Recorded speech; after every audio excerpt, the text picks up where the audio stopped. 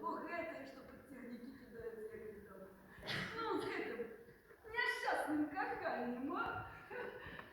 З адной такой дурніцай, ну, усе электрычкі прыйшліся для нас. А жыцця любцца яны. Одним словом, я таких поважаю. З імі цікава. Нават на пахаванні прыйсці за гонар прыгожны пісатель паслухаць. Ён так любіў жыццё. Ён змагаўся і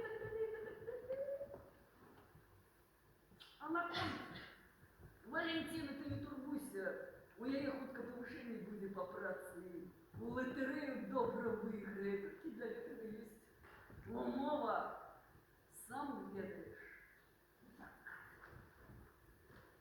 То зараз заб'єш, цю прибиральню можна сходити. Прибиральню. Хвусиш ти все, парашутист. У прибиральню, як тобі відкрита. А ти у прибиральню. Любую макчину дівчинку шукаєш. Тут же КПЗ, не гостиничний номер з балконом. У прибиральню. Та не буду я зараз нічого з тобою робити. До того ж, ризиковано, да і полетать можна, правда? Ты вы что мне скажи? У вас же споборництво по парашютному спорте плануется? Планується. Ну вось!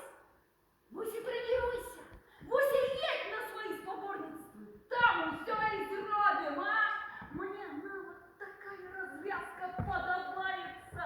Символично! Небо, полет! Небо, полет! Вспомнил место нашей первой встречи с тобой, а? Вспомнил, а?